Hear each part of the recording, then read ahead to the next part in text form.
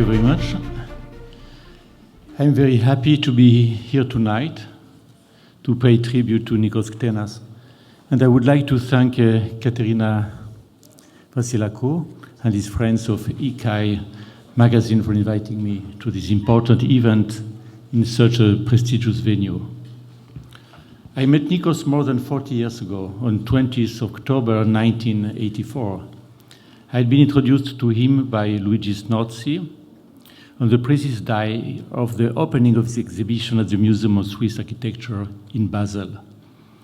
At the time, I was a young assistant of Vittorio Grigotti, who was the editor at Casabella magazine. And I had published in Casabella Monte Carasso's plan of Snozzi and his first realized buildings. And I have edited the Italian and German monograph published by Electa to accompany the exhibition in Basel, with essays written by Kenneth Frampton and by Vittorio Grigotti. Snozzi introduced Nikos to me as a great architectural talent, a true enfant prodige, fresh from his degree at Cornell University at the age of just 23. Nikos had recently left the US to move to Ticino, motivated by a genuine passion for Snozzi's work, and Snozzi had therefore offered him a part-time position as an assistant at the Politecnico University of Lausanne. This first meeting marked the beginning of our long friendship that would last a lifetime, marked by our shared relations between Switzerland, Italy, and Greece.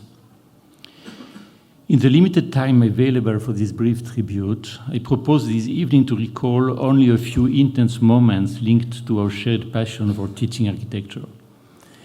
Before evoking these memories, however, I would like to share with you a question that I never had the opportunity to ask Nikos directly.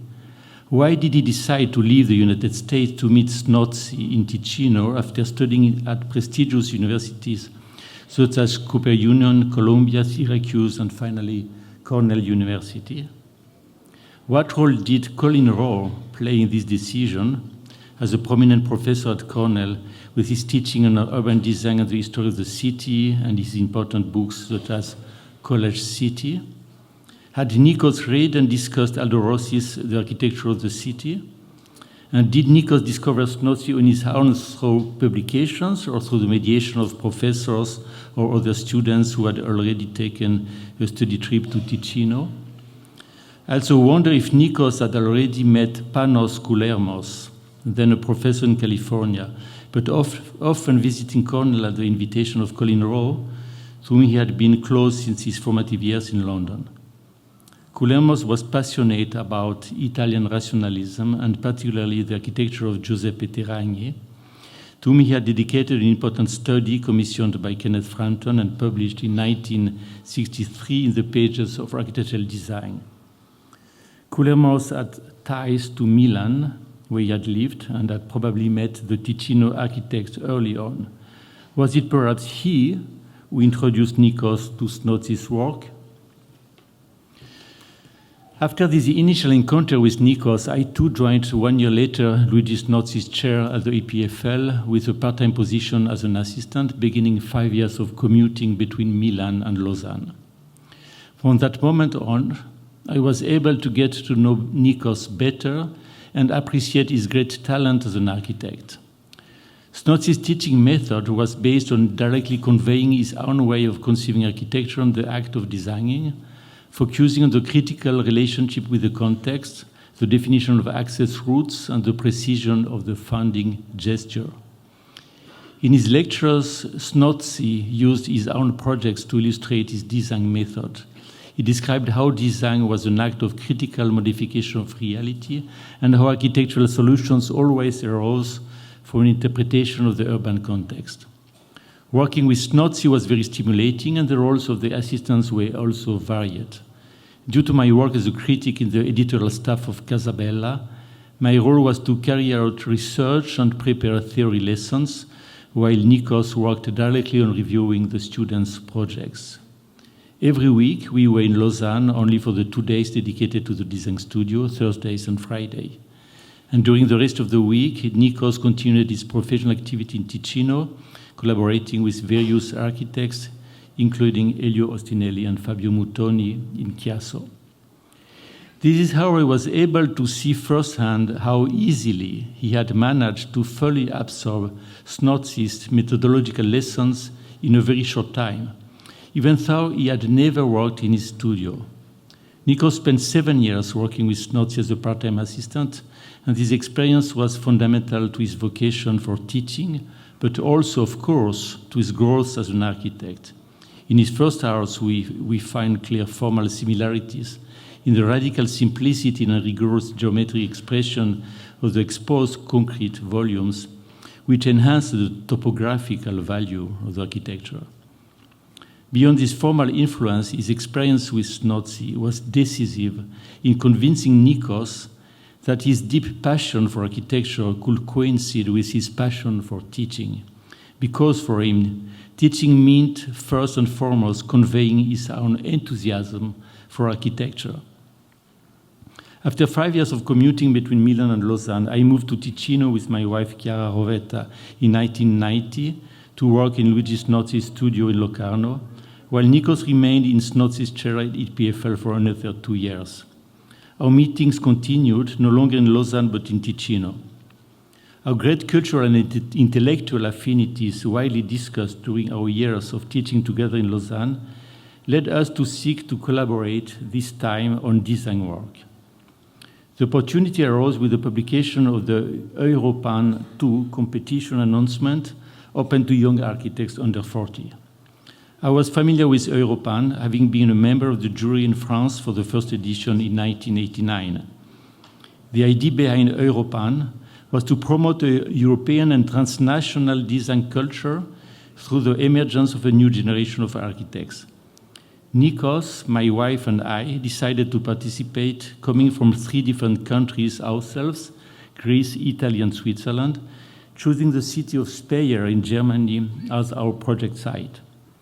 With a certain naivety, we thought that Germany, which had only recently been reunified after the fall of the Berlin Wall in 1989, represented strategically fertile ground for experimenting with new housing solutions, best interpreting the title of Europan 2, which was Living in the City, Redevelopment of Urban Sites. This competition was an exciting adventure for us, culminating in a winning design for the Speyer site. Also, our proposal was deemed too radical by local politicians who were extremely conservative. It was conceived as a prototype for how to intervene with modern additions in the earth of historic blocks, and we therefore hoped to be invited to participate in other competitions in other German cities, as provided for in the Europan Charter. Unfortunately, nothing succeeded, but our winning project gave us the opportunity to participate to the final European exhibition and debate in Madrid, where we could meet other young European architects who had won Europan and later become friends, such as Roger Rive and Hervoje Niric, as well as the critic Yorgos Simoforidis, who invited us to a conference in Rhodes in 1992 and published our project in the Greek magazine Tefkos. In 1993, our paths diverged as Nikos decided to open his own studio in Athens, while my wife and I decided to return to Italy after the birth of our first child and for starting our activity in Brescia as independent architects. However, we always kept in touch, even though opportunities to meet up were necessarily rarer. Among my fondest memories are a few summer trips to Greece with our young children in the early 2000s, but also later on. On each trip to Greece, we always stopped in Athens for a few days to meet Nikos and to visit his beautiful architecture. As he matured as an architect, Nikos began to be invited more and more often to public conferences, seminars, and design workshops, as well as to positions as a visiting professor. I therefore had several opportunities to appreciate his qualities as a cultured and passionate teacher. For example, he invited me to the final review of his design studio at the Academy of Architecture in Mendrisio in 2005. I had been able to admire the high quality of the work he did with his students, and it's a pity that he was not offered the opportunity to become a full professor when he had already reached full maturity and could have made a decisive contribution to the development of the Academy of Mendrisio. Nikos invited me also in 2013 at the Politecnico di Milano in occasion of the final review of his first design studio as a visiting professor, a position he held until his tragic death in 2022. During his years of collaboration with not yet PFL, Nikos had learned the importance of creating a large urban model to describe the morphological context in which to place the students' design proposals. In comparison with Swiss schools, in Milan, Nikos rightly complained that the structural conditions for teaching were much worse, with a very high number of students, more than 50, and the absence of a space dedicated exclusively to design studio activities. Having myself become a full professor at the Polytechnic University of Turin in 2002, I was well aware of the difficulties in Italian schools. I was therefore very impressed by the quality of the results achieved by Nikos' design studio, which was a third-year design studio, with a beautiful stage exhibition.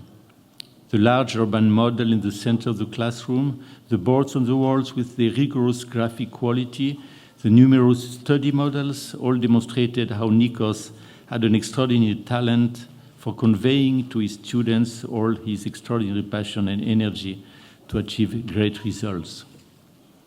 Elena Fontanella and Lorenzo Guzzini, who worked with Nikos before collaborating with me, will speak later about Nikos' 10 years of teaching at the Politecnico di Milano. In 2018, I reunited with Nikos as a colleague at the Politecnico di Milano, where I moved after 3 years in China, teaching and directing in Suzhou, the Department of Architecture at Sian Jiaotong Liverpool University. We therefore began teaching in parallel in 2 design studios for the master's degree in architecture and urban design. In this first parallel experience, Nikos taught in English while I taught in Italian, but at the end of that year, Nikos told me about his difficulties in managing students from more than 15 different countries.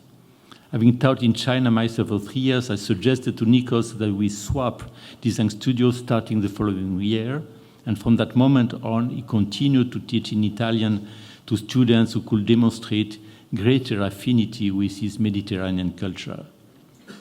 I still remember the excitement with which he announced to me in 2021 that he had won a professorship in Athens, and how this new position will mean giving up teaching in Milan, where we could have started new and fruitful exchanges between Milan and Athens. He was full of renewed energy and new projects. Thank you, Nikos, for everything you have taught me. It was a great privilege to meet you and to see you working with students. You demonstrated in an extraordinarily convincing way how your great talent as an architect could be expressed not only in a series of memorable projects and buildings, but also in your ability to inspire 2 generations of students with a deep love and passion for architecture and for the city. Thank you.